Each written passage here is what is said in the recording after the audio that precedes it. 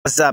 Good morning mga kapyok. So karon na ko sa among huwatanan sa tindahan no. So nagpaabot mi uban sa akong mga kauban. So naglingkod mi while na nagtabi-tabis la sa akong likod. So kita diha nagpa video at least natin makuha nga content no. So isaka ko sa babaw di sa building sa Pikas para magtan-aw sa view ba. So nakita nyo ng dalan sa Maranding. So medyo taligsig gid karon mga kapyok no. So murag nagdag-om ang langit ba, so nakita mo nato na ang karsada so daghan kinangagi kay buntag sayo pa no. Kita ng mga babao diha, mga sidecar, single. So diha malabyan niyo na mga kaopyok ang Maranding Highway kung asa mo maadto sa Usamis or Pagkapatagan.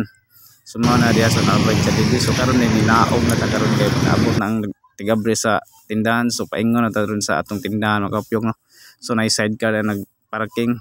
So mao na diha ang tindahan mga kaopyok. So na itong mga kauban nakita na nato diha. So muna na sila itong mga kauban no. Sumusaka ta diha. Kuko Martin!